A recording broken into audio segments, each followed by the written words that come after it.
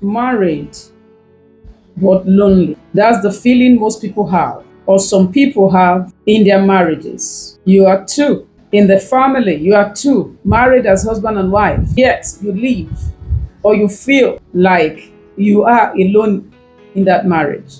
In some cases, the man may even be providing everything that you need as a woman, yet you feel so lonely, you feel so forgotten, you feel so alone.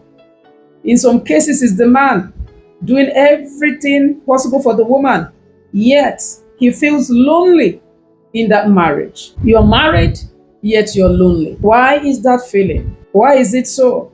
You have to trace your mind to when it began.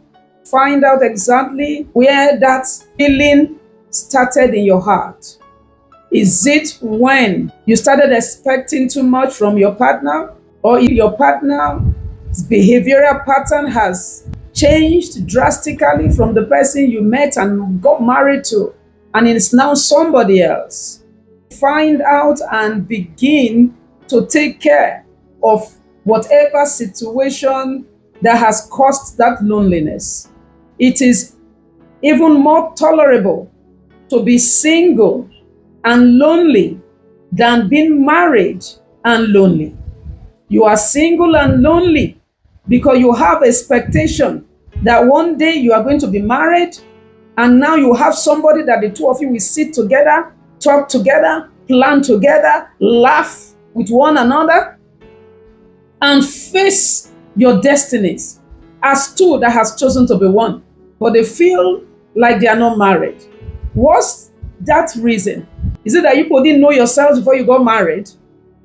Now you can even humble yourselves, sit down, seek therapy if possible. Talk to yourselves, let there be fact finding.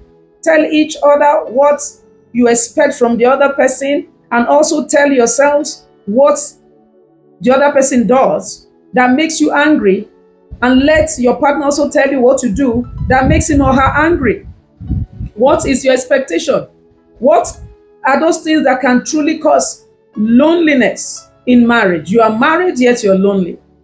Sometimes it's drastic, terrible behavioral change that the partner cannot explain.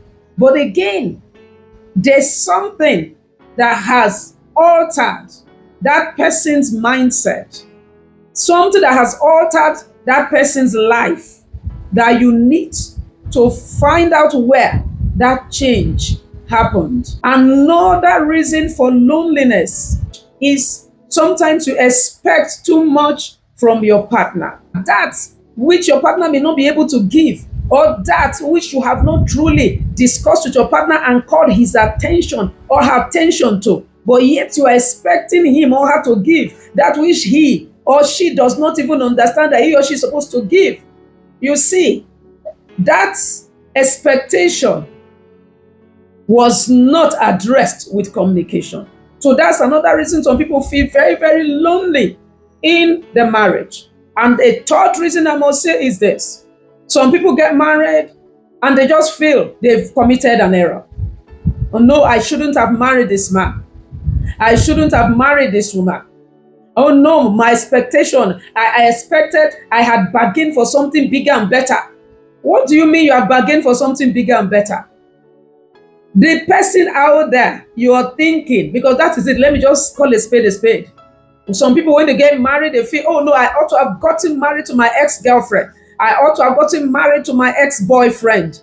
It would have shocked you that if you had gotten married to that your ex-boyfriend or ex-girlfriend, or that your fiancé, that something went wrong and you both had to go your separate ways, you would have still discovered some things they are discovering in your marriage.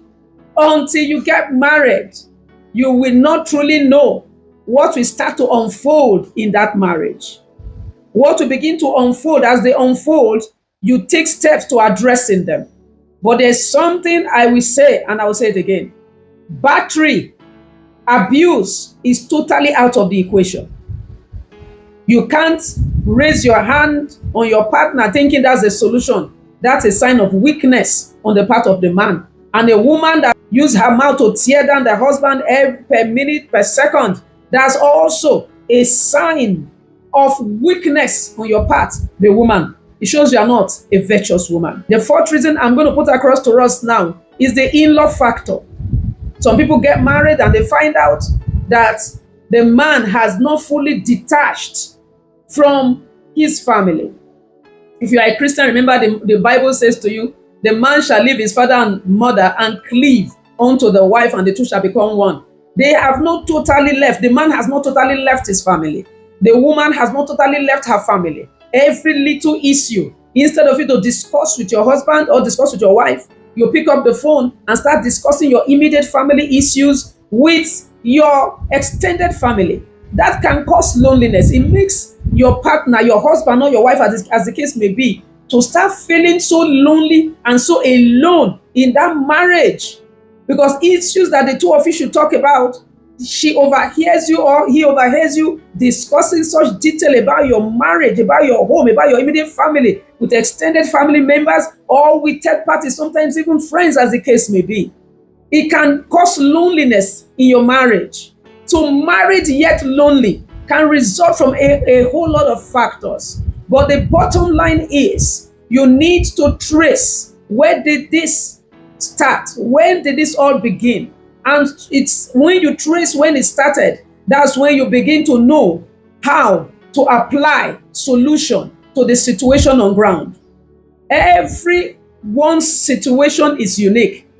So the application of one solution to home A that brought peace may not be what will happen to yours. You need to, number one, understand your husband's temperament. As a woman, understand your husband's temperament. And as a man, understand your wife, understand her emotion, and know when to begin to address and how to address these issues. Know what your husband wants. Sometimes he doesn't even want so much from you.